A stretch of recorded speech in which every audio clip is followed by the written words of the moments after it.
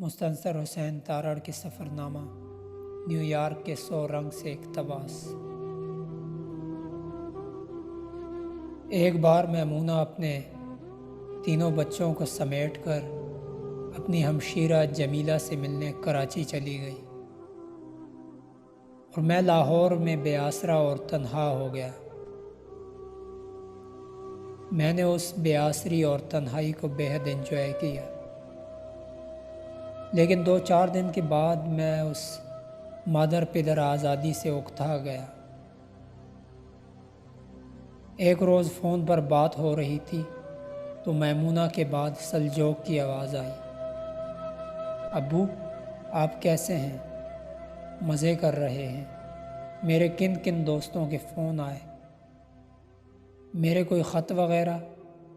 اور ہاں، فلاں سٹور میں سیل لگی ہے، میرے ناپ کی 2 جینز خرید لیجئے گا۔ اور اس کے بعد سمیر لائن پر تھا، ابا جی کیسے ہو؟ اور سنائیں، ہمارے ڈوگی شہری کا کیا حال ہے؟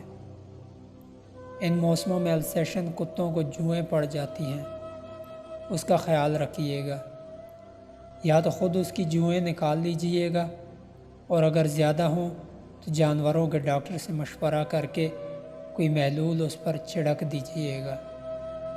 غفلت نہ کیجئے گا، ان جوؤں سے کتے مر بھی جاتے ہیں۔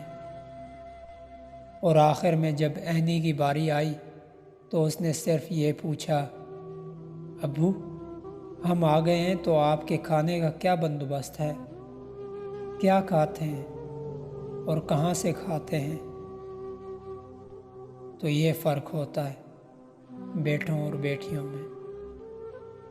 بیٹے اپنے دوستوں اور کتوں کے بارے میں فکر مند ہوتے ہیں، اور بیٹیاں اپنے ابو کے کھانے کے بارے میں۔